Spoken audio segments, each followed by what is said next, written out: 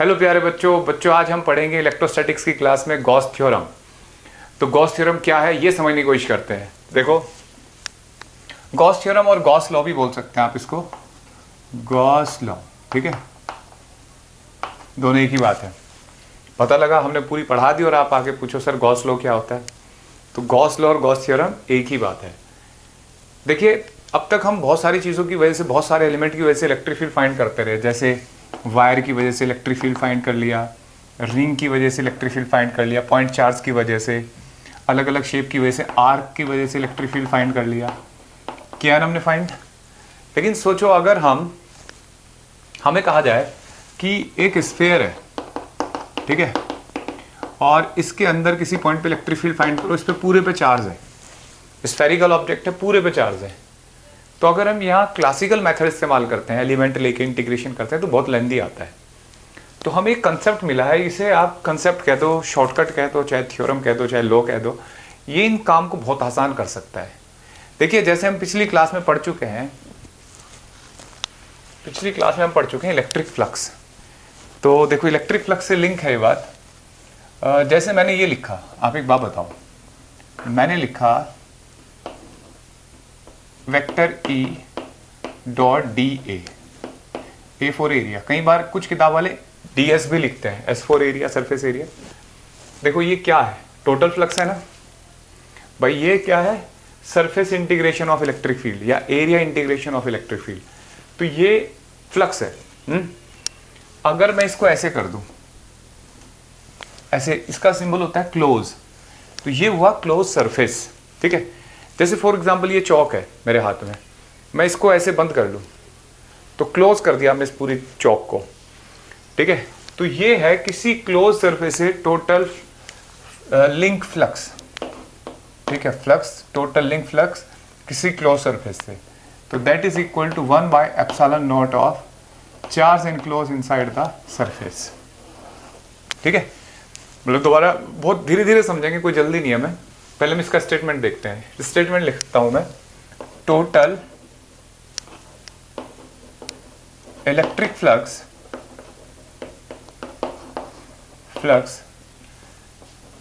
enclosed by a closed surface, ठीक है, closed surface will be equal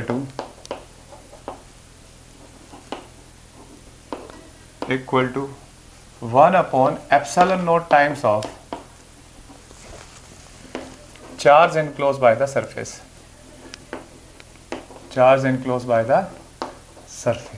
ठीक है। ये इसका स्टेटमेंट है।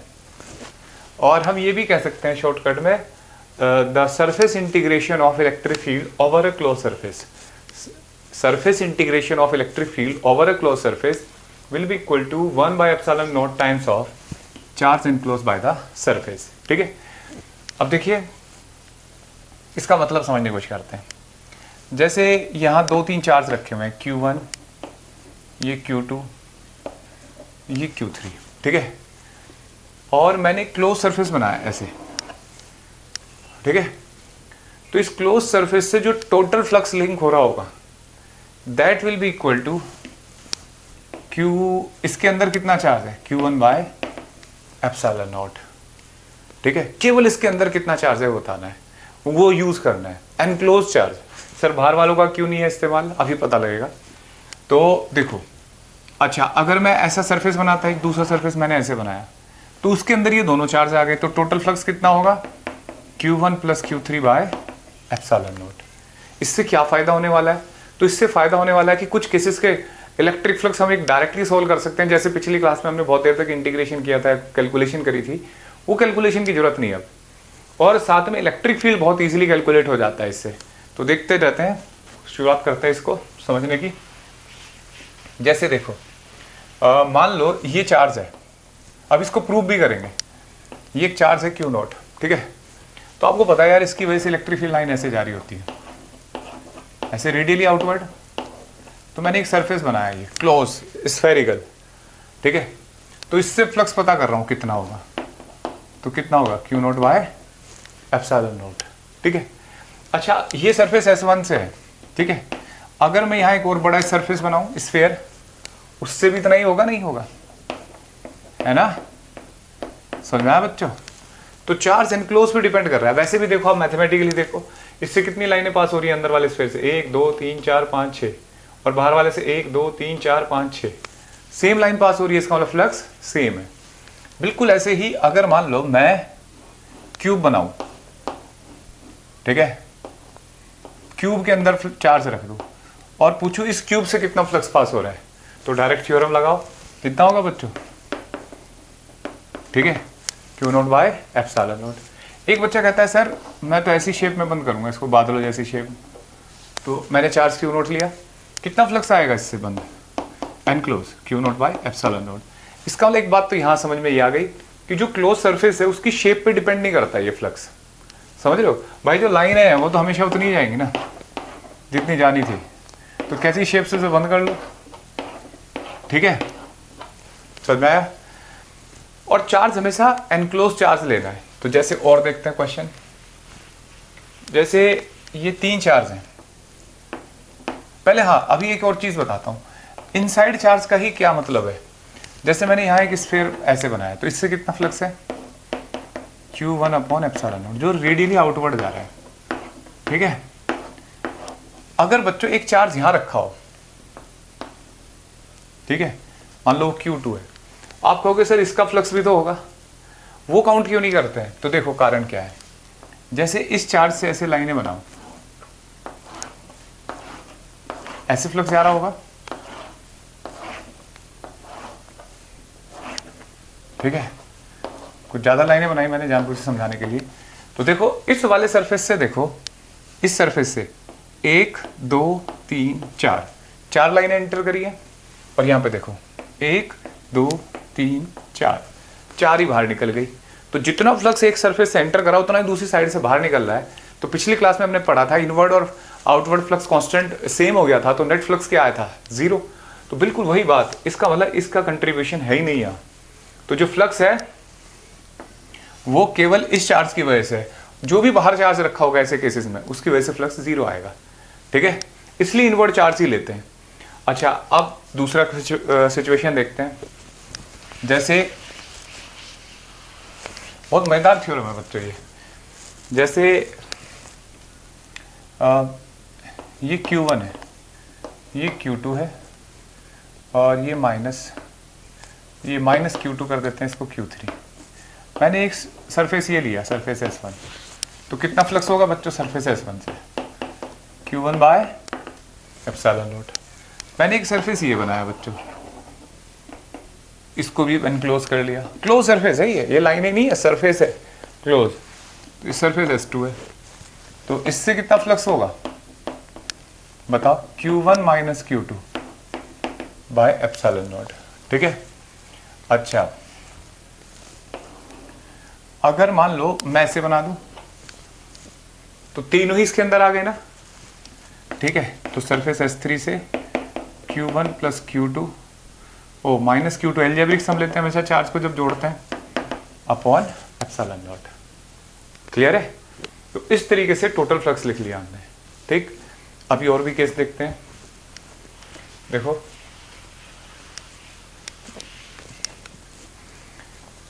सबसे पहले तो अब ये, पहले मैं यहाँ कुछ पॉइंट बताता हूँ, फिर उसके बाद क्वेश्चन ही क्वेश्चन करेंगे हम। जैसे गॉस थ्योरम आपने फाइंड करी, तो इसके साथ क्या क्या चीज़ें आपको याद रखनी है। तो सबसे पहले तो हमने देखा कि यार ये जैसे Q1 है और हमने इसको ऐसे बंद कर लिया, ये Q2 बाहर रखा हुआ है ऐसे, तो फ्लक्स तो भले ही टोटल इलेक्ट्रिक फ्लक्स किसकी वजह से? Q1 की वजह से, लेकिन इसकी वजह से जो इलेक्ट्रिक फील्ड कंट्रीब्यूट करती है यहाँ, उस ऑल चार्जेस का रिजल्टेंट होती है, ठीक है। मतलब सोचो जो इलेक्ट्रिक फील्ड होगा that will B resultant of all charge particle inside और आउटसाइड। भाई किसी रीजन में ऐसा तो नहीं हो सकता यहाँ पे जो इलेक्ट्रिक फील्ड है वो इसी की वजह से, इसकी वजह से भी तो होगी। तो एक्चुअल में तो जो इलेक्ट्रिक फील्ड लाइन होती है वो कैसे बनती है बच्चों? अगर दो चार्ज सिमिलर चार्ज हैं ऐसे कुछ बनती है ना, सोचो ऐसे इसकी वजह से। तो जो यहाँ पे इलेक्ट्रिक फील्ड आएगा, अगर आप यहाँ इसका सरफेस का क्लोज सरफेस इंटीग्रेशन करोगे तो उसमें तो इसका भी कंट्रीब्यूशन है, मानते हो? इसका मतलब ये जो इलेक्ट्रिक फील्ड है that is due to all charges inside और आउटसाइड। लेकिन जब फ्लक्स की बात करते हैं तो फ्लक्स आपने देख लिया कि जो बाहर चार्ज रखा होता है उसका कोई कंट्रीब्यूशन ही नहीं होता, वो तो कट जाता है, जीरो आ जाता है। तो फ्लक्स भले ही हम अंदर वाले चार्ज की वजह से लेते हैं, लेकिन इलेक्ट्रिक फील्ड क्या होता है, वो resultant of all charges inside और outside.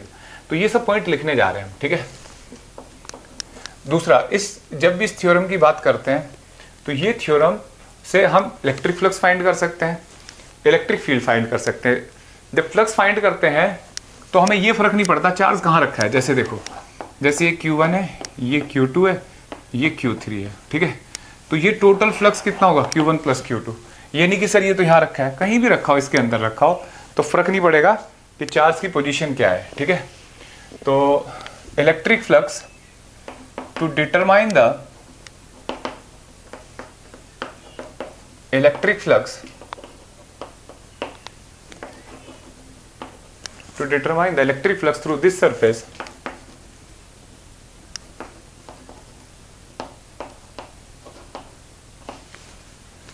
position of charge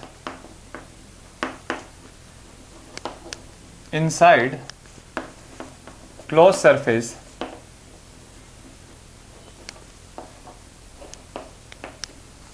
is not, मतलब जो पोजीशन है is not a point of concern, मतलब इससे हमें कोई मतलब नहीं है कि कहाँ रखा है, बस अंदर होना चाहिए, ठीक है। दूसरी बात, electric field in left side of this expression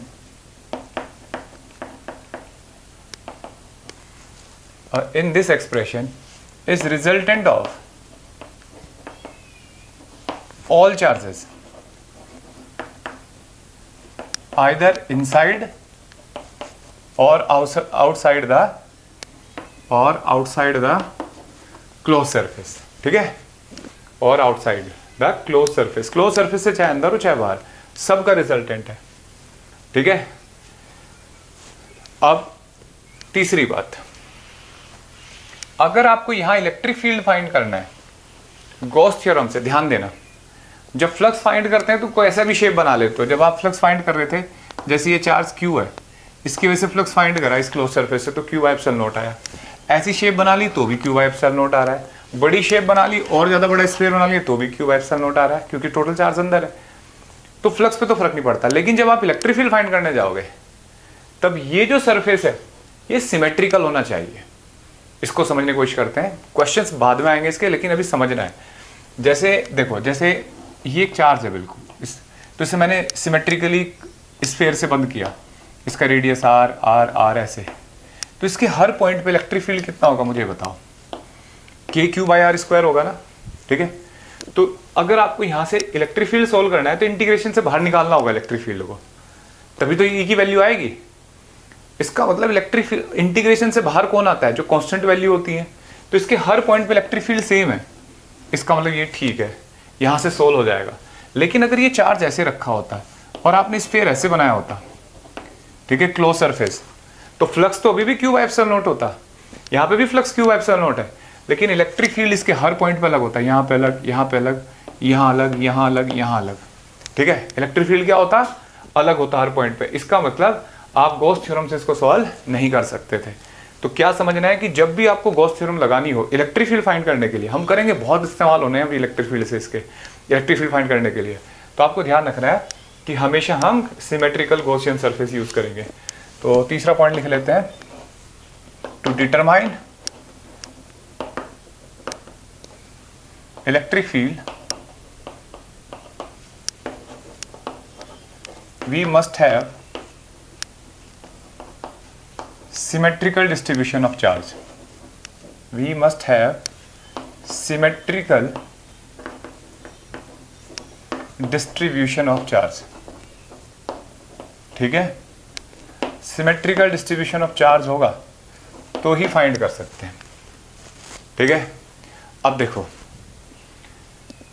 next point, इसका ये मतलब इसकी लिमिटेशन है इलेक्ट्रिक फील्ड फाइंड करते वक्त। नेक्स्ट पॉइंट है, ये जो गॉस थ्योरम है बच्चों, ये कहीं ना कहीं कूलम्स लॉ से निकली हुई थ्योरम है। मैं इसको वेरीफाई कर दूंगा आपको, इस थ्योरम से मैं कूलम फोर्स वेरीफाई करके दिखाऊंगा, प्रूफ करके दिखाऊंगा। तो अगर coulomb force inverse square law को फॉलो करता है, अगर इनवर्स स्क्वायर लॉ वैलिड ना हो, ठीक है, तो ये थ्योरम भी फेल हो जाएगी, ठीक है, तो ये भी गलत हो जाएगी theorem. Gauss theorem will not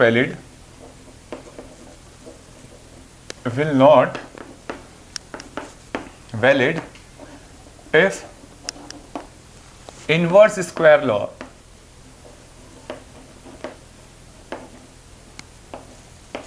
not followed। ठीक है, इनवर्स स्क्वायर लॉ होता है, इसमें डिस्टेंस का स्क्वायर होता है, और जब हम इसे प्रूव करेंगे, इससे गॉस थ्योरम से कूलम फोर्स को प्रूव करेंगे, तो ये बात पता भी लग जाएगी हमें, ठीक है। तो इस तरीके से हमने ये गॉस थ्योरम के कुछ 4 पॉइंट लिखे स्पेशल, ठीक है, जो हर बुक में मेंशन है, एनसीईआरटी में मेंशन है, और ये बात हमें पता होनी चाहिए, क्योंकि जब भी हम कोई कॉन्सेप्ट पढ़ेंगे फिजिक्स का, कॉन्सेप्ट में हमेशा उसकी लिमिटेशन और उसको कैसे अप्लाई किया जाता है, ये जरूर देखने वाली बात होती है। अधिकतर क्वेश्चन वहीं से निकाले जाते हैं। तो पहले हम इसके क्या करें, अब इसका प्रूफ नहीं पढ़ेंगे, पहले हम इससे फ्लक्स फाइंड करने सीखेंगे, ठीक है। जब हम फ्लक्स फाइंड कर लेंगे, उसके बाद इसका प्रूफ पढ़ेंगे। प्रूफ हमारे लिए इतनी वर्थ नहीं रखता जितना इसका एप्लीकेशन। तो देखो बच्चों, छोटे छोटे क्वेश्चन शुरू करते हैं। जैसे पहले एक बार फिर रिवाइज करता हूँ, जैसे ये स्फीयर है, इसके अंदर चार्ज रखा है, तो कितना फ्लक्स होगा बच्चों इससे, बताओ, Q बाय एप्सिलॉन नॉट, ठीक है। भाई क्लोज सरफेस बनाया। अच्छा, इस क्लोज सरफेस का नाम हम गॉसियन सरफेस भी बोल सकते हैं। गॉसियन सरफेस जो हम बनाते हैं किसी चार्ज को बांधने के लिए, ठीक है, क्लोज होना चाहिए, दैट इज गॉसियन सरफेस। ये स्फीयर हो सकता है, क्यूब हो सकता है, ठीक। अब देखो दूसरा क्वेश्चन, ये क्यूब के अंदर है, तो इसके सेंटर पे चार्ज रखा है, तो Q note bye epsilon naught, ठीक है। अब देखो बच्चों, एक स्फीयर है, इसके अंदर डाइपोल रखा है, ठीक है। अब हमसे पूछा जा रहा है कितना चार्ज, कितना फ्लक्स होगा, तो फ्लक्स होगा बच्चों, टोटल चार्ज कर दो, कितना हो जाएगा, -Q + Q, 0, तो टोटल फ्लक्स 0। ऐसा क्यों, जितनी लाइन यहाँ से चली इतनी वापस आनी ही आनी है, अगर बाहर निकल भी गई तो भी वापस आएंगी, सोचो, है ना। वही नेगेटिव से ऐसे चलती है ना लाइनें।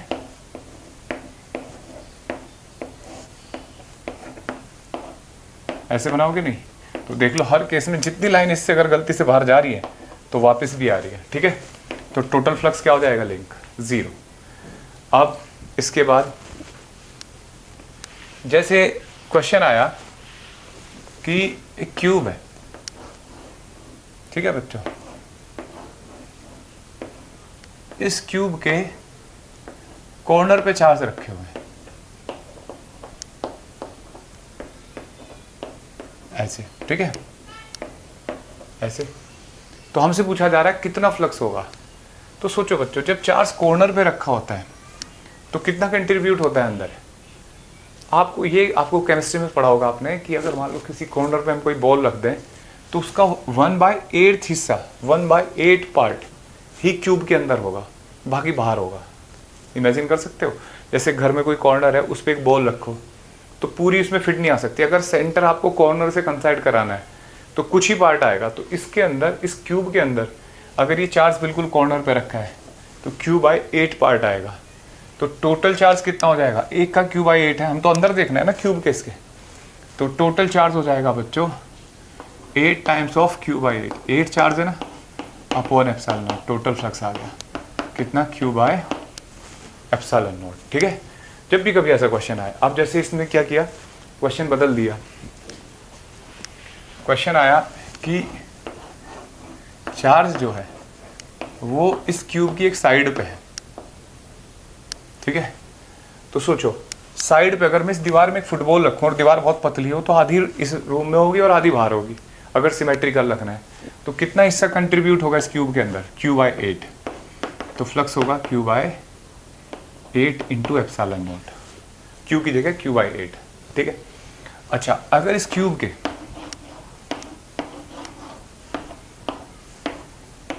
यहां पे चार्ज रख दूं मैं, ठीक है, तो सोचो इस कॉर्नर पे रखा हुआ है तो कितना चार्ज इसके अंदर कंट्रीब्यूट होगा।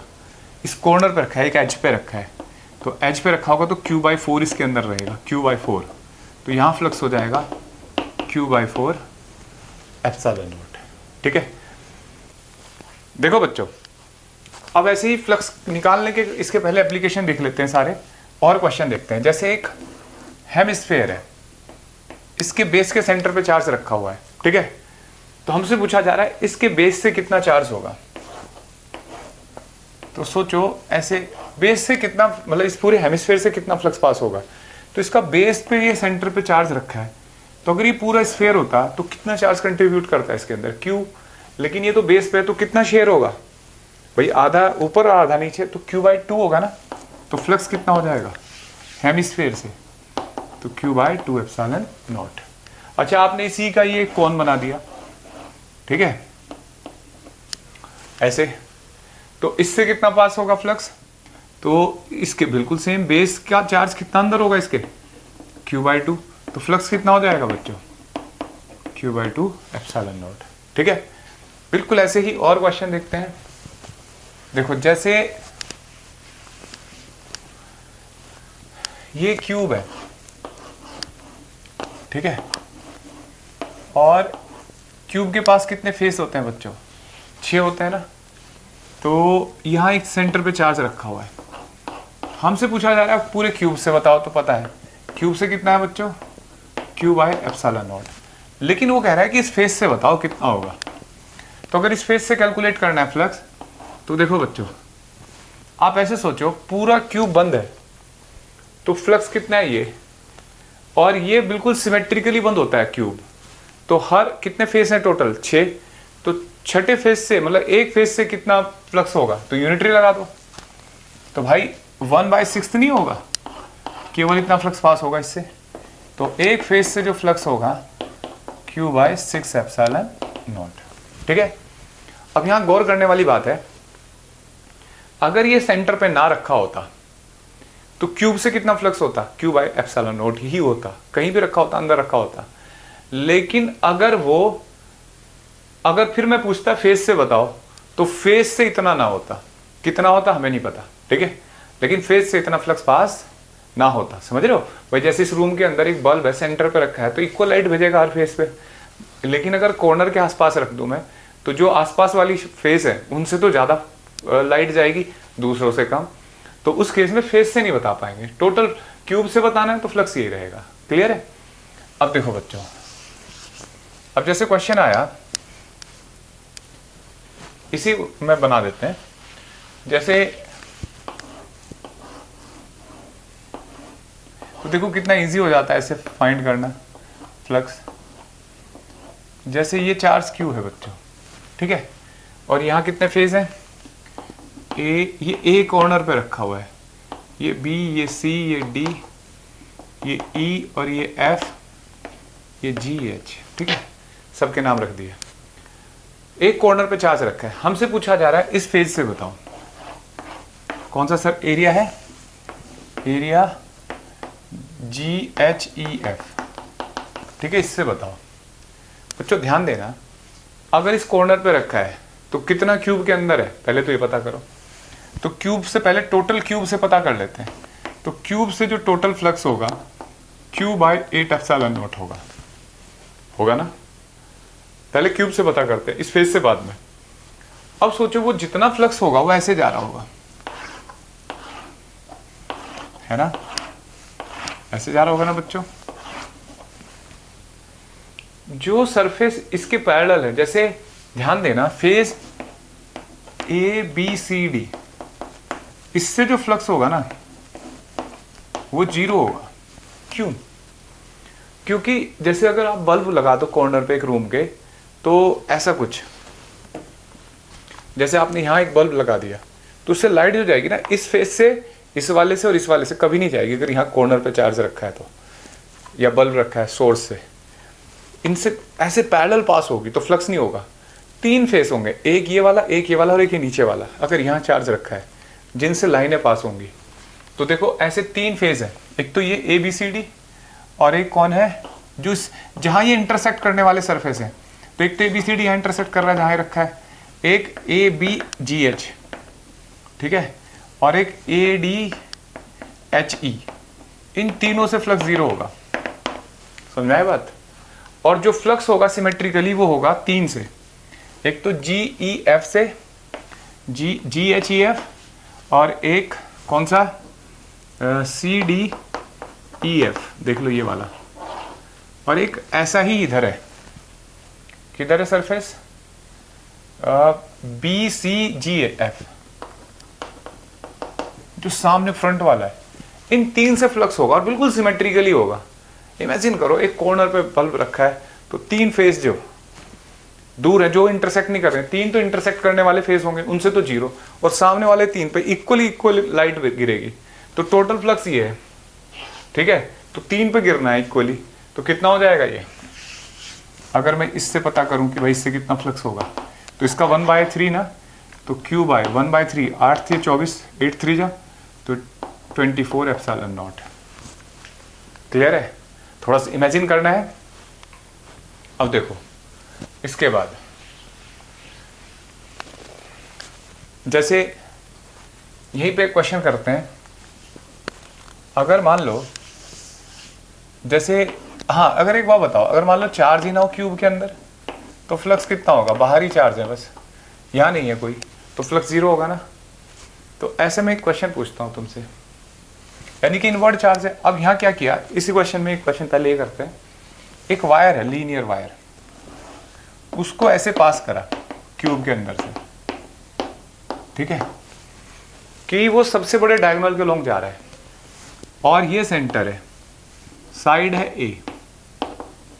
तो हमसे पूछा, लीनियर चार्ज डेंसिटी है वायर की लैम्डा, हमसे पूछा जा रहा है क्यूब से कितना फ्लक्स होगा। आपको सीधा याद रखना है कि यार जो भी चार्ज होता है अंदर वाला चार्ज लेना है, तो लैम्डा होता है 1 मीटर का चार्ज, तो इसके अंदर कितनी लेंथ है ये पता कर लो।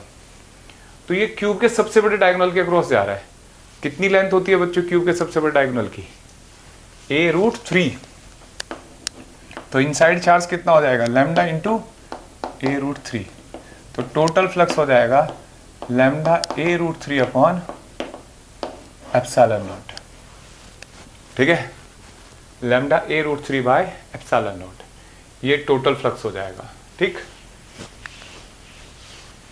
अब इसके बाद जैसे इमेजिन करो बच्चों, ये बढ़िया क्वेश्चन है, जैसे ये एक स्फीयर है, ठीक है, कौन है ये, स्फीयर, और इसका रेडियस r है, ठीक है। यहां हमने क्या किया बच्चों, एक रिंग है, रिंग, ठीक है,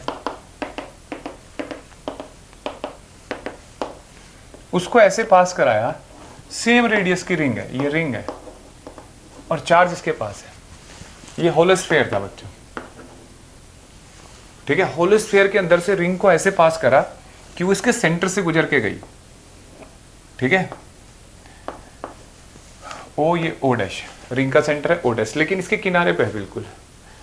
तो हमसे पूछा जा रहा है कि बताओ इस स्फीयर से कितना फ्लक्स पास होगा, ठीक है। बच्चों ये जो सरफेस हम बना रहे हैं ना, क्लोज सरफेस, ये इमेजिनरी भी हो सकता है, ये फिजिकली भी हो सकता है, ठीक है।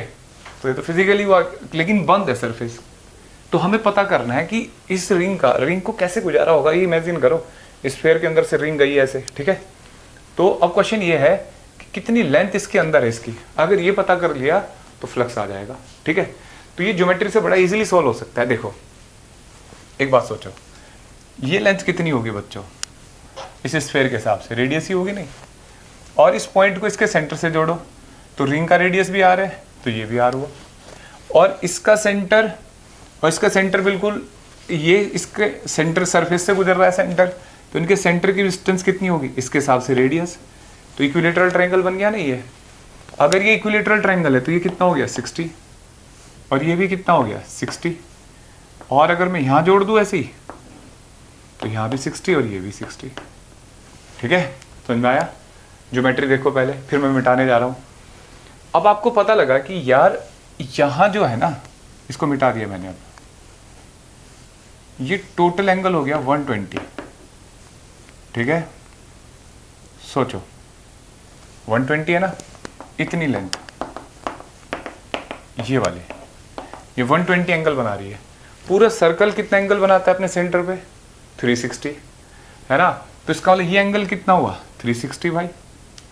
तो सोचो अगर मैं इस लेंथ को 3 हिस्सों में तोड़ दूं ऐसे 120 120 120 3 इक्वल हिस्सों में टूट गया ना, तो ये जो लेंथ है इसके अंदर पूरी लेंथ का 1/3 है ना।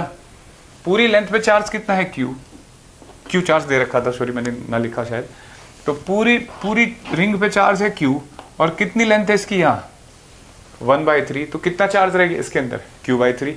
तो फ्लक्स कितना हो जाएगा q inside upon epsilon not q/3 epsilon naught. ठीक है, तो स्फीयर से हेमिस्फीयर है ये, इससे total flux q/3 epsilon not है। ठीक है, तो ये बेसिक क्वेश्चन हमने देखा। अब देखो, तो यहाँ थोड़े से लॉजिक भी लगाने हैं और कंसेप्ट भी लगाने हैं, मतलब गॉस थ्योरम भी, और साथ में थोड़ी ज्योमेट्री वगैरह भी इस्तेमाल होती है। जैसे एक क्वेश्चन है, देखो ये कितना मज़ेदार है, एनसीईआरटी में भी है शायद ये क्वेश्चन। ये ए, ठीक है, ये एक स्क्वायर प्लेट है ऐसे रखी है, इसके सेंटर से q/2 ऊपर यहाँ एक चार्ज रखा हुआ है q, सेंटर से a/2 ऊपर, सेंटर से a साइड है इसकी a/2, मतलब प्लेट ऐसे स्क्वायर प्लेट, उसके सेंटर से a/2 डिस्टेंस पे एक चार्ज रखा है। तो पूछा जा रहा है इससे फ्लक्स कितना होगा। अगर भाई हम क्लासिकल सोचे तो बहुत मुश्किल है। इस सरफेस के हर पॉइंट पे इलेक्ट्रिक फील्ड क्या है, वेरिएबल नहीं है, चार्ज की डिस्टेंस अलग अलग है। तो इंटीग्रेशन, तो मैंने जो पिछली क्लास में पढ़ा था, मैंने कहा था इंटीग्रेशन बहुत रेयरली यूज होता है, कुछ ना कुछ तरीका निकल आता है। तो यहाँ पे भी हमारे पास एक तरीका आया, हमने देखा कि यार इससे पता करना है। तो सोचो अगर ये पूरा क्यूब होता, ठीक है, और ये डिस्टेंस पूरी a होती, तो ये क्यूब का सेंटर नहीं होता इसका। अगर मैं साइड a का क्यूब ड्रॉ कर दूं यहाँ पे, तो उसका सेंटर नहीं बन रहा है ये। और जब अगर ये इसके सेंटर पे रखा है, तो क्यूब के एक फेस से पूछ रहा है आपसे ये, है ना। तो बस कितना होगा इससे, ये एक फेस से क्या पढ़ाया था अभी, फ्लक्स q/6 एप्सिलॉन नॉट। कोई काम नहीं आया, ये इनकी वैल्यू काम नहीं आई कि सर a की वैल्यू कितनी है। आपने इमेजिन कर लिया कि यार ये पूरा क्यूब होता तो q/एप्सिलॉन नॉट, और एक फेस है क्यूब का तो कितना होगा q/6 एप्सिलॉन नॉट। ठीक है, समझाया। अब देखो ऐसे, अब और क्वेश्चन देखते हैं। जैसे क्वेश्चन आया, ये x और ये y, ठीक है, और यहां एक ना ऐसे शेप बना रखी है, ऐसे समझ सकते हो बच्चे इसको, ये ऐसे तिरछी शेप होगी, स्लैंटिंग शेप होगी, और ये लेंथ दे रखी है इसके कोऑर्डिनेट a0 0, इसके दे रखे हैं 0 b0, और इसके 0 0 c, ठीक है। और इलेक्ट्रिक फील्ड इस रीजन में ऐसे है, ठीक है, ऐसे। तो हमसे पूछा जा रहा है कि भाई इलेक्ट्रिक फील्ड की वैल्यू कुछ भी ले लेते हैं, कांस्टेंट दे रखी है, जैसे अल्फा न्यूटन पर कूलम आई कैप, ठीक है, अल्फा न्यूटन पर कूलम आई कैप। तो हमसे पूछा जा रहा है इस शेडेड जो स्लैंटिंग शेप है, इससे फ्लक्स बताओ, ठीक है। अब थोड़ा ध्यान दो बच्चों, इलेक्ट्रिक फील्ड कैसे आ रहा है, बिल्कुल एक्स एक्सिस के लॉन्ग। तो इसका जो बेस होगा, ये वाली वैल्यू बेस है ना, अगर मैं, इसने तो स्लैंटिंग पूछा है, मैं इसको पूरी को क्लोज मान लूं, ठीक है, तो एक बेस होगा इधर इसका, ये इसका एरिया वेक्टर क्या होगा, बिल्कुल नीचे की तरफ होगा, नहीं, ए जे कैप माइनस जे कैप, और इलेक्ट्रिक फील्ड ऐसे आ रहा है, तो इससे फ्लक्स कितना हो जाएगा, बेस से 0, है ना। मैं इनके नाम रख लेता हूं, इसका O, इसका A, इसका B, इसका C, ठीक है। तो जो एरिया OAC है, ठीक है, इससे फ्लक्स कितना हो जाएगा बच्चों, 0। समझ सकते हो, फ्लक्स 0 रहेगा इससे, क्योंकि इसका एरिया वेक्टर नीचे की तरफ है।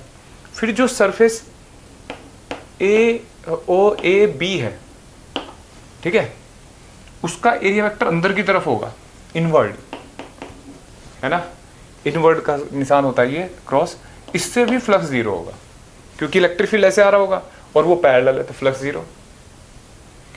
क्या इससे 0 होगा एरिया OBC से, बताओ, इससे 0 नहीं होगा फ्लक्स, ठीक है, क्यों? क्योंकि इसका एरिया वेक्टर तो इधर है और स्लैंटिंग से तो हमसे पूछा ही है। एक बात बताओ, तुम्हें यहाँ कहीं चार्ज रखा हुआ दिख रहा है इस पार्ट के अंदर? नहीं। इलेक्ट्रिक फील्ड यूनिफॉर्म है, इसका मतलब चार्ज बहुत दूर रखा है कहीं, यहाँ तो नहीं है। तो इसके अंदर कोई चार्ज नहीं है, इसका मतलब टोटल फ्लक्स क्या होगा? 0। इस फेस से भी 0 हो गया, इससे भी। कितने फेस हैं इसके पास? 1 2, एक तो ये वाला, एक पिछले वाला, एक तीसरा और चौथा। 2 से 0 है, जो बचे वो कौन है? Face through surface OBC plus OABC, ठीक है, इक्वल टू 0।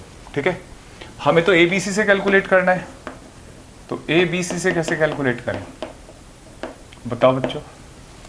आप सोचो, ये ट्रायंगल बचाइए, इसकी हाइट कितनी है? B है ना, और बेस कितना है?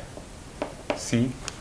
तो इसका लेकिन एरिया वेक्टर इधर की तरफ होगा, एरिया इंटू माइनस आई कैप, ठीक है, और इलेक्ट्रिक फील्ड आगे की तरफ। तो इसका जो फ्लक्स होगा अल्फा, है ना, इंटू आई कैप, भैया ऐसे फॉर्मूला लिखेंगे ना, ई डॉट डेल्टा ए, तो माइनस ई कितना है? Alpha I cap dot A minus I cap, कितना आ जाएगा बच्चों? अल्फा ए। ठीक है, तो आपने किसके साथ पता कर लिया ये फ्लक्स? इस वाले सरफेस से। किसका यूज करके? गॉस थ्योरम का ही कंसेप्ट यूज करें, क्योंकि चार्ज अंदर नहीं है तो टोटल फ्लक्स 0 किया और यहाँ से इस सरफेस से फ्लक्स वाइज पता कर लिया। ठीक है, थोड़ा इजी क्वेश्चन कर लेता हूँ, हो सकता है आपको ये मुश्किल लगा हो, लेकिन इजी ही है ये। ठीक है, अब देखो, अब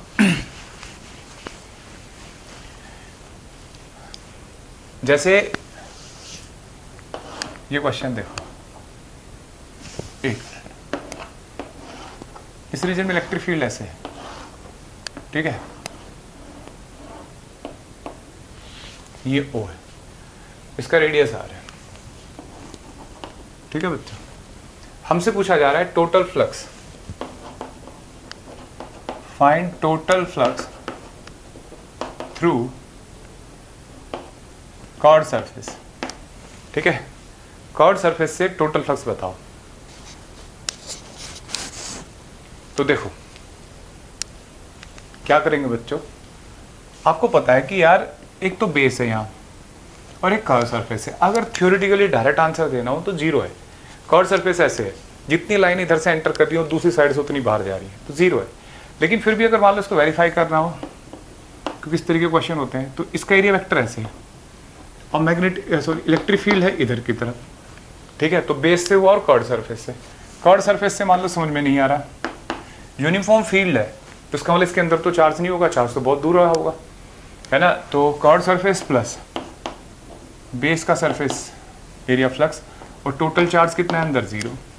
तो कर्व सरफेस का फ्लक्स हो जाएगा माइनस ऑफ बेस, और बेस का कितना होगा? Area, sorry electric field into area into cos pi by 2, है ना। कितना आ गया? 0। तो कर्व सरफेस से फ्लक्स 0 हो गया। क्लियर है बच्चों? अब क्वेश्चन अगर ऐसे आ जाए, देखो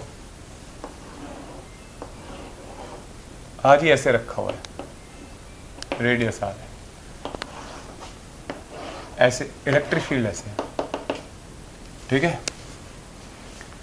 अब देखो बच्चों, अगर मैं ऐसे कहूं एरिया वेक्टर होगा पाई आर स्क्वायर, ठीक है। अब एक बात सोचो, अब फिर कर्व सरफेस से पूछा है, अब 0 नहीं होगा भाई। लेकिन एक बात पता है कि अगर मान लो ऐसे सरफेस है, लाइनें यहां से जा रही हैं, तो जो भी लाइन यहां से एंटर करेगी वो बेस से बाहर निकलेगी, नहीं निकलेगी, है ना। इसका मतलब जितना फ्लक्स कर्व सरफेस से उतना ही बेस से होना चाहिए। ऐसा आप वेरीफाई भी कर सकते हो, देख लो यहाँ पे साफ समझ में आ रहा है, ठीक है। अब देखो फ्लक्स इलेक्ट्रिक फील्ड, है ना, इनटू एरिया और पाई आर स्क्वायर होता है ना इसका, हाँ, और एंगल कितना होगा बच्चों? cos 0, तो minus e into pi r square. Minus क्या बता रहा है? इनवर्ड फ्लक्स है ये, हाँ, तो कॉर्ड सरफेस पे तो इनवर्ड है ना, बेस से आउटवर्ड जा रहा है, तो इस तरीके से हमने किसके फाइंड कर लिया, कॉर्ड सरफेस से। ठीक है, तो ये सारे क्वेश्चन किसके हुए, फ्लक्स के। फ्लक्स फाइंड करा। अभी भी कुछ और कंसेप्ट भी हैं फ्लक्स से फाइंड करने का, लेकिन अभी पहले प्रूफ करते हैं थ्योरम को। ठीक है, इसलिए प्रूफ की बारी अब है। तो जैसे हमने गॉस थ्योरम का स्टेटमेंट अगर लिखें तो total electric flux through a enclose surface, है ना, through a close surface is equal to 1 by epsilon naught times of charge enclose by the surface. जैसे ये चार्ज है Q, ठीक है, मैंने एक चार्ज मान लिया और इससे एक डिस्टेंस पॉइंट P लिया, डिस्टेंस R पे। तो आपको कंसिडरेशन, अगर आप स्कूल में है और बोर्ड का एग्जाम दे रहे हैं तो आपको कंसिडरेशन भी लिखने आने चाहिए। Consider a point P at distance R from the charge. और अब हम इसे सिमेट्रिकली बनाएंगे। देखो बच्चों, सिमेट्रिकली क्या बन सकता है यहाँ, समझ रहे हो क्या बन सकता है सिमेट्रिकली इसके अबाउट, एक स्फीयर बन सकता है ना भाई। अगर किसी पॉइंट चार्ज के अबाउट एक सिमेट्रिकली क्लोज सरफेस बनाना तो that will B A sphere, और इस स्फीयर का नाम होगा Gaussian surface. Sir Gaussian surface, भाई गॉस थ्योरम है तो इसका नाम ऑब्वियसली गॉसियन सरफेस होना चाहिए। तो ये हमने एक क्लोज सरफेस बनाया, लग नहीं रहा प्रॉपर ये ऐसे, तो ये क्लोज सरफेस बनाया जो एक स्फीयर है। और इस पॉइंट पे अब देखो यहाँ पे इलेक्ट्रिक फील्ड लाइन ऐसे जा रही होंगी ऐसे, ठीक है, कर्व सरफेस है। कर्व सरफेस होता है जब, तो मैंने सिखाया था कि छोटा सा एरिया ले लेते हैं ऐसे, एक छोटा सा एरिया ले लिया हमने, इसका एरिया वेक्टर ऐसे होगा। अच्छा, गलती से यहाँ पे जो चार्ज है उसकी वजह से जो इलेक्ट्रिक फील्ड होगा वो भी इस तरफ ही होगा, सेम डायरेक्शन में आ गया, तो इलेक्ट्रिक फील्ड और एरिया वेक्टर के बीच में एंगल 0। अब हम थ्योरम ले लेते हैं। हम इसे किसी भी रेगुलर शेप से भी डिराइव कर सकते हैं, लेकिन ये ज़्यादा इजी रहती है लेफ्ट हैंड साइड। ठीक है, E डॉट डी ए। देखिए अगर स्कूल में आता है ये तो कंसिडरेशन बहुत अच्छे से लिखने हैं आपको। और अब देखिए एंगल E और डी ए के बीच में कितना है, 0, तो cos 0 लिख दिया। मुझे बताओ इस गॉसियन सरफेस की डिस्टेंस बिल्कुल सबकी इक्वल है, r डिस्टेंस हर जगह, तो जो इलेक्ट्रिक फील्ड होगा हर जगह सेम होगा, है ना। तो बाहर लिख लेते हैं, और ये d A electric field. E कितना होता है बच्चों, k Q by r square. D A का surface area 4 pi r square. ठीक है, ऐसे लिखा। अब देखो इलेक्ट्रिक फील्ड, मतलब अगर k की वैल्यू लिख देते हैं पॉइंट चार्ज की वजह से जो वहाँ है, 1/4 पाई एप्सिलॉन नॉट। अब देखो 4 पाई से 4 पाई कट गया, आर स्क्वायर से r square, q by epsilon naught. तो क्यू क्या है, एनक्लोज चार्ज है ना, तो ये एनक्लोज चार्ज लिखना चाहते हो तो ऐसे इनसाइड चार्ज लिखते हैं हम, तो इनसाइड, तो हेंस प्रूव्ड। ठीक है, ये प्रूफ हो गया। ठीक, तो गॉस थ्योरम। अब एक प्यारा सा कंसेप्ट आता है सॉलिड एंगल। तो सॉलिड एंगल कुछ फ्लक्स के क्वेश्चन बड़े इजी कर देता है ये कंसेप्ट, तो जो मेडिकल के स्टूडेंट है वो इसे स्किप कर सकते हैं, और इंजीनियरिंग और ओलंपियाड के स्टूडेंट इसको बहुत ध्यान से देखें। तो जैसे प्लेन एंगल और सॉलिड एंगल, दो कंसेप्ट पढ़े थे हमने। प्लेन एंगल, तो प्लेन एंगल होता है बच्चों, जैसे कोई सर्कल है, उसकी कोई आर्क है ये, ठीक है, तो ये जो एंगल बनाती थी, है ना, arc form by a circle, है ना, angle form bye an arc. तो थीटा क्या होता था, L/R, और रेडियन में, ठीक है। और मैक्सिमम एंगल थीटा कितना हो सकता है, 2 पाई, अगर ये लेंथ बढ़ती जाए तो, ठीक है। ऐसे ही सॉलिड एंगल होता है बच्चों। सॉलिड एंगल, ये तो हुआ किसी लाइन ने जो एंगल बनाया। सॉलिड एंगल था कोई सरफेस जो एंगल बनाता है, जैसे मेरा हाथ है, एक कैमरा पे जो एंगल बना रहा होगा पूरा हाथ, यानी कि एक प्लेन है ना, एक सरफेस किसी पॉइंट पे जो एंगल बनाता है, तो इसको बोलते हैं बच्चों सॉलिड एंगल। तो angle form by a plane, ठीक है, प्लेन। कैसे, जैसे फॉर एग्जांपल ये एक प्लेन है, अब ये तो भाई कोई सरफेस है ऐसे सर्कुलर, तो यहां जो एंगल बनाएगा ऐसे, इसको इसको बोलते हैं सॉलिड एंगल। मान लो इसका रेडियस आर है और ये ए है, सरफेस एरिया इसका, तो ये सॉलिड एंगल हो जाएगा ए अपॉन आर स्क्वायर। ठीक है बच्चों, ए बाय आर स्क्वायर। क्लियर? और अगर मैक्सिमम की बात करें, मैक्सिमम मैक्सिमम मैक्सिमम ऐसे बढ़ाते जाओ बढ़ाते जाओ बढ़ाते जाओ, ये एरिया बढ़ता जाए बढ़ता जाए बढ़ता जाए, तो ऑब्जर्वर के चारों तरफ फैल जाएगा।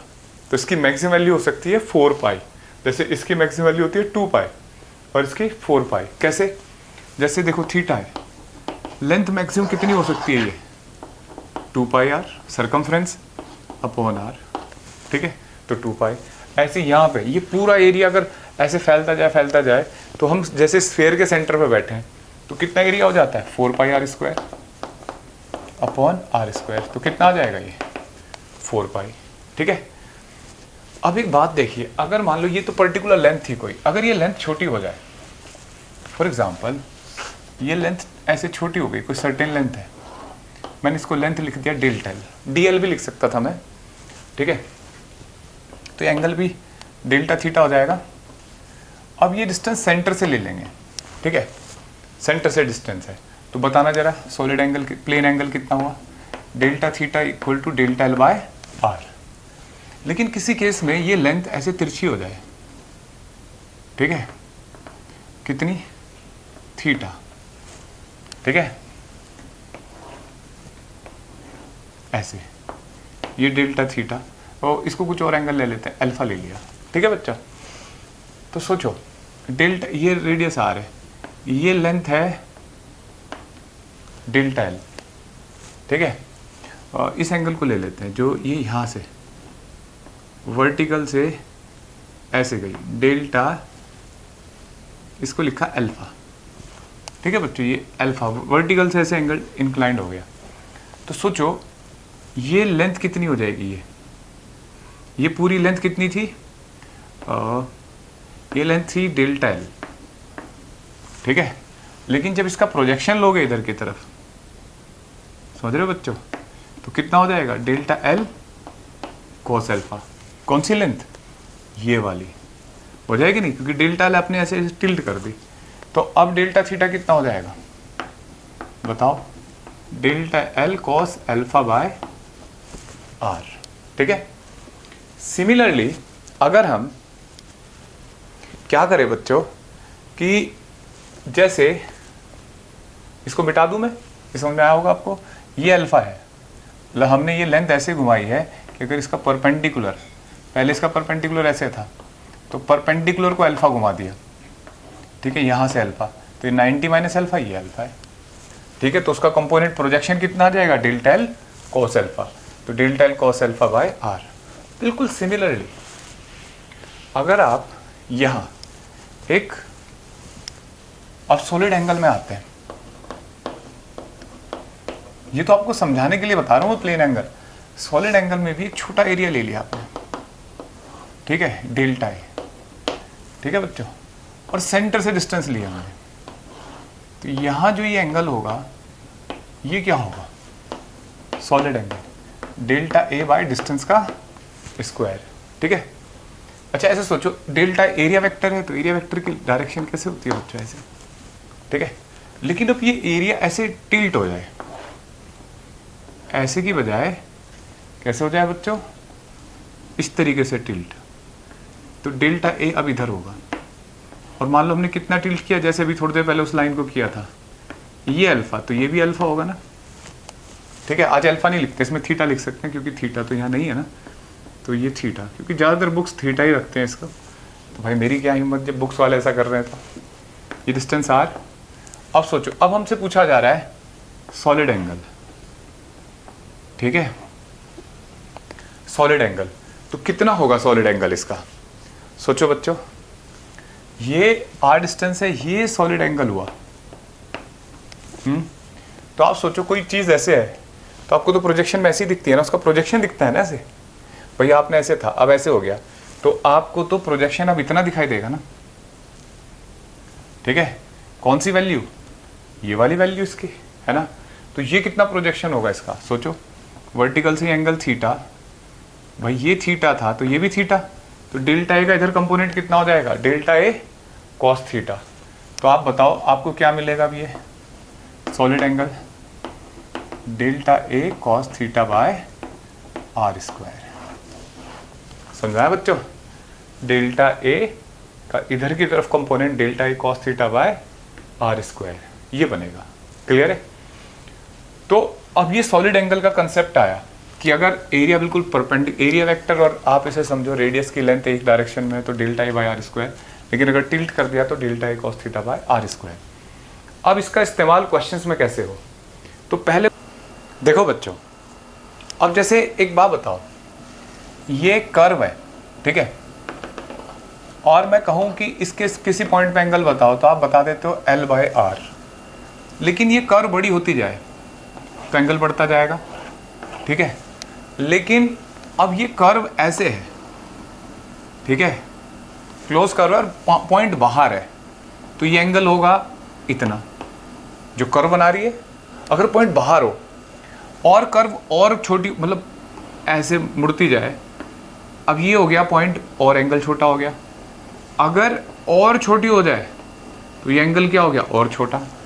यानी कि अगर और नज़दीक आ जाए, बंद हो जाए, तो एंगल लगभग जीरो हो गया ना, जीरो ही हो गया। तो यानी कि कोई भी क्लोज कर्व किसी भी एक्सटर्नल पॉइंट पे जीरो एंगल बनाती है। तो बिल्कुल ऐसे ही सॉलिड एंगल के बारे में सोचो, जैसे ये 3D में सोचो, ये पूरा एरिया है, ठीक है, तो ये पूरा ऐसे एरिया हुआ है ना, स्फीयर बनता जा रहा है।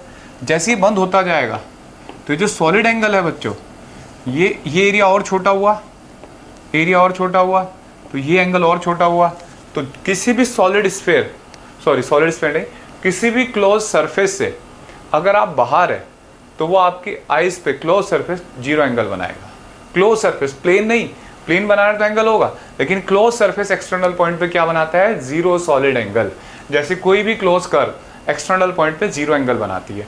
आपके दिमाग में चल रहा होगा, सर देखो अगर आपने इसे बंद कर दिया तो ये तो बना रहा है ना, ये तो ये लाइन बना रही है, इतना प्लेन जो सामने दिख रहा है।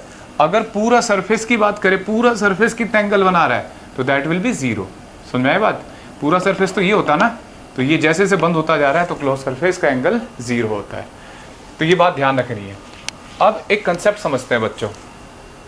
कंसेप्ट क्या है कि जैसे ये हमारे पास एक स्फीयर है और उसका इतना पार्ट है, ठीक है, और रेडियस आर है इस स्फीयर का, ऐसे बना देता हूँ। इस सरफेस से कितना सॉलिड एंगल बन रहा होगा, ठीक है, और ये एंगल आपको दे रखा है अल्फा। ये जो सरफेस है, मतलब ऐसे होगा ना, कन्वेक्स सरफेस होगा जो, वो कितना एंगल बना रहा होगा। तो इसे समझने के लिए हमें क्या करना होगा बच्चों, भाई इसका अगर सॉलिड एंगल समझना है तो सॉलिड एंगल होगा, ये रेडियस सेंटर से आर है, तो इसका सॉलिड एंगल होगा एरिया अपॉन रेडियस का स्क्वायर, है ना। इसका तो एरिया वेक्टर भी बाहर की तरफ जाएगा। अब मुद्दा है कि इसका एरिया कितना है, तो अगर एरिया पता लग गया तो सॉलिड एंगल आ गया। तो देखो बच्चों, हमने क्या काम किया, इसके अंदर ऐसे एक सर्कुलर स्ट्रिप ली, ऐसा हमेशा ही करते हैं हम, इंटीग्रेशन करते हैं जो, ठीक है, ऐसे, और यहां से वो एंगल बना रही है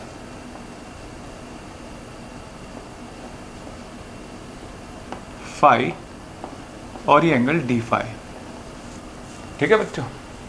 तो देखो इसका एरिया वेक्टर, सॉरी हमें इसका एरिया कैलकुलेट करना है, तो ये लेंथ कितनी होगी ये बताओ पहले,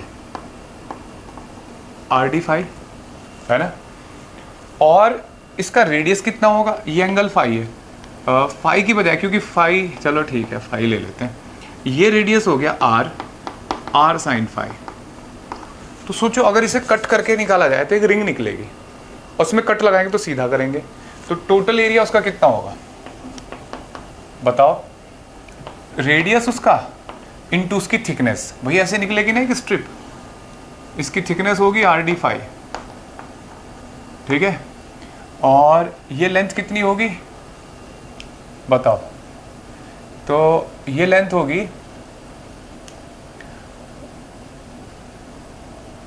2 पाई आर, समथिंग रेक्टेंगल होगी, परफेक्ट रेक्टेंगल नहीं होगी, तो 2 pi r into r d phi, ठीक है। अब देखो बच्चों 2 पाई आर कितना होगा हमारे पास r sine phi r d phi, ठीक है, डी ए। अगर टोटल कैलकुलेट करना है तो A 2 pi r square sine phi d phi. बताओ बच्चों, इधर से ये एंगल अल्फा है, आपने यहाँ पे एलिमेंट लोगे तो फाई जीरो हो जाएगा, है ना, तो यहाँ पे फाई जीरो और यहाँ पे फाई अल्फा बाई 2, लेकिन पीछे भी तो जाना है आपको, तो यानी कि इसकी इंटीग्रेशन की लिमिट होगी, नहीं पीछे नहीं जाएंगे क्योंकि हमने तो पूरा कवर करा है, फाई इक्वल टू 0 से फाई इक्वल टू अल्फा तक, ठीक है, 0 से अल्फा। वो इधर नहीं जाना पड़ेगा क्योंकि रिंग पूरी कवर कर रखी है हमने। तो देखो 2 पाई आर स्क्वायर, ठीक है, साइन अल्फा का इंटीग्रेशन होता है minus cos phi sine phi का इंटीग्रेशन, ठीक है, 0 टू अल्फा। तो 2 पाई आर स्क्वायर और माइनस बाहर लिख लें तो कॉस फाई और माइनस कॉस 0 तो 1 आ जाएगा, कॉस 0 1 होता है, तो ये आ गया 2 pi r square 1 minus cos phi, ठीक है, ये एरिया आ गया बच्चा, ठीक है, माइनस मल्टीप्लाई करके। अब देखो सॉलिड एंगल क्या पढ़ा था हमने, तो कितना इजीली सॉलिड एंगल आ गया, सॉलिड एंगल आ गया बच्चों, एक ओम लिखते हैं इसको ओमेगा होता है वैसे इसका सिंबल, ये omega area upon pi r square, ठीक है, तो area upon pi r square क्या आ जाएगा, ये 2 पाई इंटू, बच्चों देखो area upon sorry r square है, तो 2 pi into 1 minus cos alpha, ठीक है, इसका डायरेक्ट इस्तेमाल कर लेंगे हम क्वेश्चन में। तो ये याद रखना है आज से कि कोई भी ऐसे स्फेरिकल शेप हो जिसका हमें पता हो डिस्टेंस है ये, तो वो ये पार्ट इतना सॉलिड एंगल बनाएगा। तो कौन की शेप में, अब मजेदार बात है, जितना एंगल ये कर्व सरफेस बना रहा है उतना ही ये सर्कुलर डिस्क भी तो बना रही है ना, ये रिंग हो, अगर होल है तो रिंग दिखाई देगी, तो रिंग या सर्कुलर पार्ट ये भी तो उतना ही एंगल बना रहा है। भाई मैं आपसे कहूँ ये कितना एंगल बना रहा है, ये कितना, तो सब सेम एंगल बनाते हैं ना। भाई जैसे लाइन में पूछूं कि बेटा ये बताओ ये दोनों एंगल, लाइन कितना एंगल बना रही है, तो थीटा ही है ना यहाँ, तो बिल्कुल ऐसे ये एरिया सब कितना एंगल बना रहे हैं, थीटा, सॉरी ओमेगा, ये ओमेगा जिसको लिखते हैं सॉलिड एंगल, तो सॉलिड एंगल पता लग गया। अब इस पे बेस क्वेश्चन देखते हैं, ठीक है। अब ये जो कॉन्सेप्ट पढ़ा हमने इसका इस्तेमाल देखते हैं। देखो अगर मैं कहूं आपको कि ये डिस्क है, ठीक है, एक सर्कुलर डिस्क है ये, इसका रेडियस आर है, ठीक, और यहां से ये एंगल थीटा बना रही है, ठीक है, और यहां पे एक चार्ज है, तो बताओ इस चार्ज की वजह से कितना फ्लक्स इस डिस्क से पास हो रहा होगा, ठीक है। तो देखो बच्चों आप एक बात सोचो, अगर मैं क्लासिकल मेथड से करूं इस फॉर्मूले से, क्योंकि देखो फ्लक्स का फॉर्मूला होता है E D A cos theta, है ना, मतलब ई डॉट डी ऐसे लिख लेते हैं अभी, और यहां क्योंकि इसके हर डिस्क के हर पॉइंट पे इस चार्ज की वजह से डिस्टेंस अलग अलग है, तो इस चार्ज की वजह से कितना फ्लक्स पास हो रहा है, कितनी लाइनें पास हो रही है, ये पता करना है, ठीक है, ऐसे कितना पास हो रहा है, इससे कितना पास हो रहा है, वैसे तो चारों तरफ है। तो अगर दो तरीके हैं इसके, क्लासिकल तरीका है ये इंटीग्रेशन, आप इसमें ऐसे एलिमेंट बनाओ फिर इंटीग्रेट करो, तो वो नहीं करूंगा मैं। दूसरा तरीका है इस क्वेश्चन का, ये जो सॉलिड एंगल पढ़ा है, आप सोचो अभी हमने पढ़ा है कि ऐसे कोई सर्कुलर पार्ट हो तो जो एंगल बनाता है वो हमें पता है, ठीक है। अगर आप सोचो ये पूरा स्फीयर बन जाए, मैंने बताया था ना भी ये बल्ब की जो इस पार्ट है और इस डिस्क का पार्ट सेम एंगल बनाएगा, तो ये एंगल हमने ओमेगा मान लिया जो भी है, और इस आप सोचो टोटल 4 पाई एंगल से फ्लक्स कितना है, टोटल फ्लक्स बताओ बच्चों 4 पाई एंगल से कितना होगा, Q बाय एप्सिलॉन नॉट ना, ठीक है, ठीक है। और तो हम इसे लिख सकते हैं total flux through 4 pi angle, तो यूनिट सॉलिड एंगल से कितना होगा, बोलो बच्चों, Q by 4 pi epsilon naught, ठीक है। और इसका सॉलिड एंगल कितना होता है, फ्लक्स थ्रू ये जो ओम है जितना ओमेगा हमने माना है, तो Q by 4 pi epsilon naught into omega, और कितना है वो बताओ बच्चों, 2 pi into 1 minus cos theta, है ना। तो 2 पाई से 4 पाई कट गया, तो क्यू बाई 2 पाई या 2 epsilon naught 1 minus cos theta आ गया। ठीक है बच्चों, तो ये फ्लक्स आ गया बड़ा इजी तरीके से। क्लियर। अगर नेगेटिव चार्ज हो तो नेगेटिव फ्लक्स इन्वर्ट हो जाएगा, तो बड़ा इजी तरीके, यूनिटरी मेथड। मतलब 4 पाई एंगल, अगर पूरा स्फेयर होता है इस चार्ज के चारों तरफ, तो कितना फ्लक्स होता, Q by epsilon not. Unit solid angle से कितना होगा, Q by 4 pi epsilon naught. ठीक, जब 4 पाई से इतना है तो यूनिट से कितना होगा ये, और फिर जो हमारा ये एंगल बना रहा है सॉलिड एंगल, इससे कितना होगा, इसमें मल्टीप्लाई कर दिया। ये एंगल अभी हम फाइंड करके आए हैं, सॉलिड एंगल। क्लियर है। तो देखो, अगर मान लो इसी तरीके से एक क्वेश्चन और है बच्चों, जो सॉलिड एंगल पे तो नहीं लेकिन इसी यूनिटरी कंसेप्ट पे है। देखो, अगर मान लो मैं एक डायग्राम बनाता हूं, ठीक है, ये डायग्राम है बच्चों, इसमें एक वायर है ऐसे, लीनियर चार्ज्ड वायर, जानते हो इसका इलेक्ट्रिक फील्ड। ये क्वेश्चन 2019 में आईआईटी में आया शायद। इनफाइनाइट लॉन्ग वायर है, लीनियर चार्ज डेंसिटी लैम्डा है। ठीक है बच्चों, जैसे ये एक्स एक्सिस के लॉन्ग वायर रखा है, ये वाई एक्सिस, ये जेड एक्सिस। ठीक है, इसके वाई जेड प्लेन में बच्चों, वाई जेड प्लेन में एक वायर रखा हुआ है, मतलब एक प्लेन है, देखो ऐसे,